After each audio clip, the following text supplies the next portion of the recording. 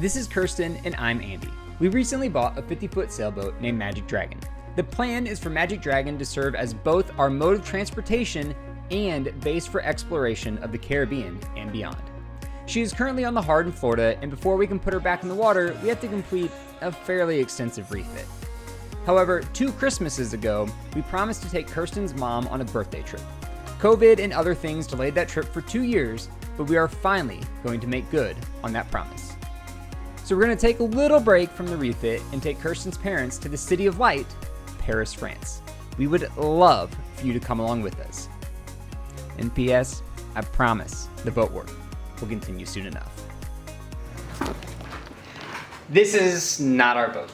This is instead our house in Chicago. You guys know that we're kind of back and forth between the boat refit project and our lives in Chicago, but in between of both those things, we're taking a trip to Paris.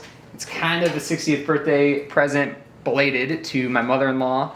And they just got here, and Kirstin is hitting some last-minute cleaning in the kitchen.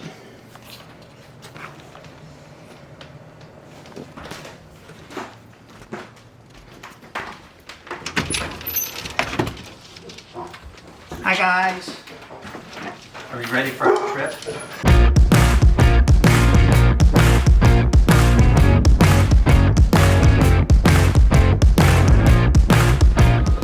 At the airport, security, there was like nobody around, which was really nice. Got through in literally 17 minutes from drop off. Kiosk check-in, drop the bags off, through security. Now we're making our way to a terminal, and we have 2 hours since we planned on longer. Anyway, they left me behind. They are way up there. So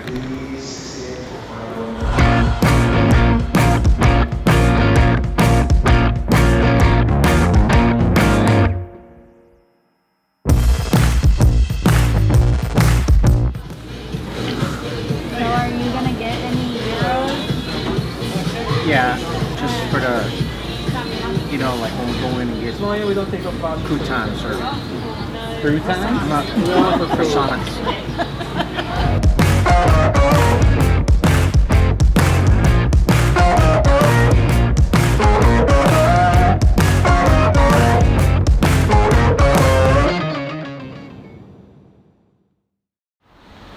Yo, good morning. Day 2. Day 1 was fun, but a little rough, long travel. Now we're heading to, I don't remember where we're heading. Sainte Chapelle, and then to the Musee D'Orsay later this afternoon, evening. I'm sure we'll pick up plenty of food along the way. Going this way.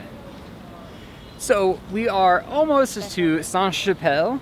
It is one of the incredible places here in Paris. It was commissioned in 1238, consecrated by 1248 under King Louis IX. It is one of the last remaining buildings of the Capetian Palace, and it has one of the largest stained glass collections from the 13th century anywhere in the world. Let's go take it out.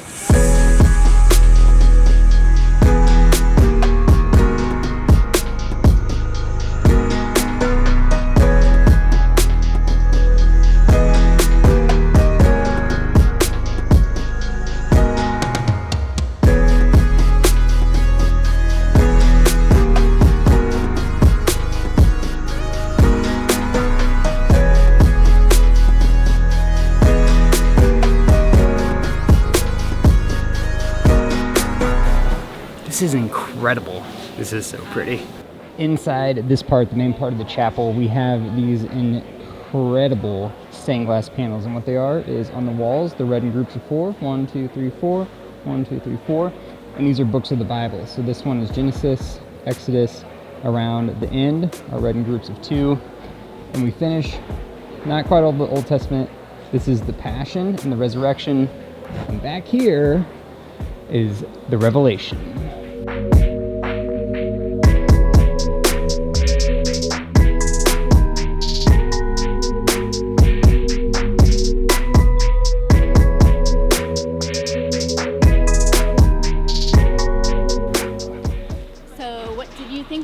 Chapelle. It was definitely worth the price of admission. So we walked in like the first floor, And honestly, I was like, oh, this is pretty, but it's pretty like a lot of churches are pretty. And then we went up to the second floor, like the main chapel area, I guess, and it was spectacular. Absolutely worth your time. Yep.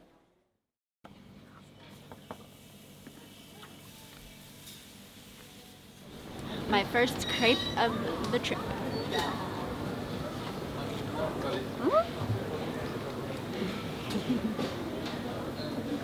I haven't even got done the crepe part. I know. So good.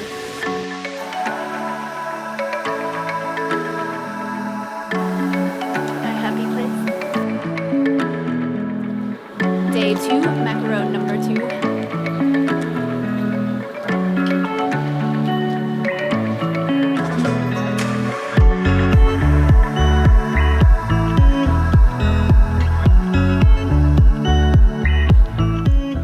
We took a wrong turn, but we're heading the right direction now, and that direction is towards Musee D'Orsay. It's housed in a former rail yard building completed in about 1900.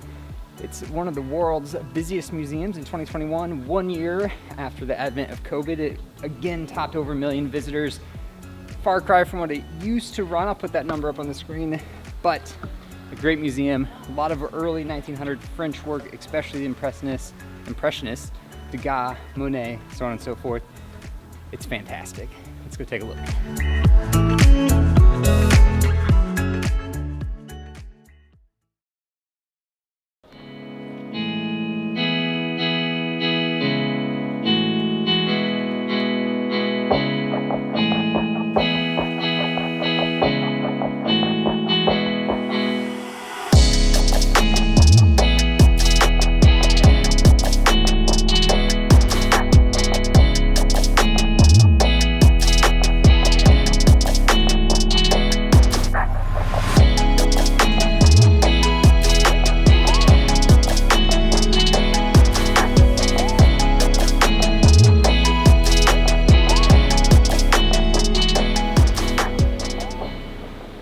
This museum is incredible. It's always been one of my favorites since I came here the first time, and I've lost our group, so gotta go find Kirstin and the in-laws, but it's spectacular. It's just banger after banger, fantastic pictures, fantastic sculptures, everything.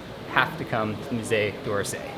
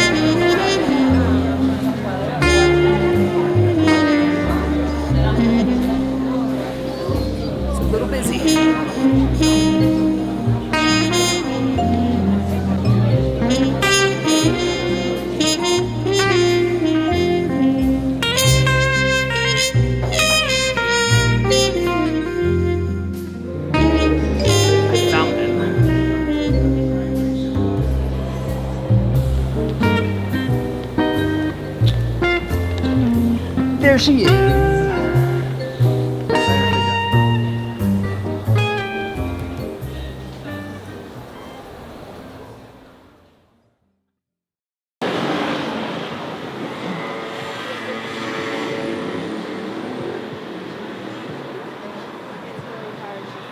Until they have to smile this long. No.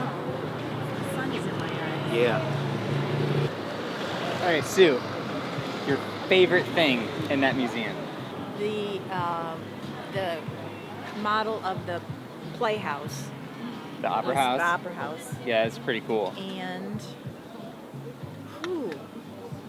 go to somebody else while I'm thinking. Some of the famous pictures, Starry Nights and not Picasso, who is self-portrait, Van Gogh, self-portrait. My favorite was the glass thing where you could see the replica of the opera. I swear that's new. I don't remember it before. You think that it's not new, so I don't know. I like the statues. I'm a big fan of that stuff. Statues. Yeah. I like the polar bear. Maybe. Yeah, the polar bear was Polar kind of bear. interesting. It was like very different from all the other statues. Yeah. So what about the story of this? Yeah. Anyway, Like Kirstin said. A+. She said, "You're never too old to, what'd you say, to learn something new." Yeah, you're never Because too old to do anything. The polar bear artist was 64 when he had his first exhibition or whatever. Yep. Yeah. Nice. So what was that place called?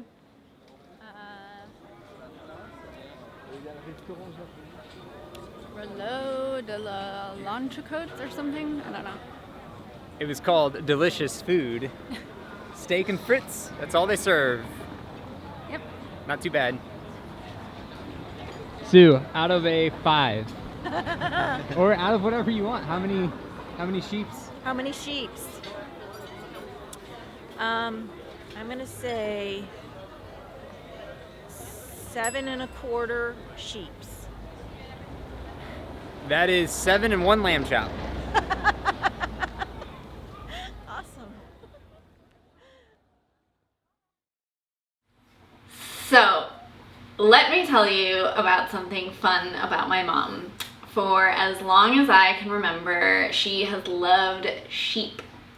And the reason why is kind of fun. So her full name is Susan Heap. So if you take the first letter of her first name and her last name and put them together, it spells sheep.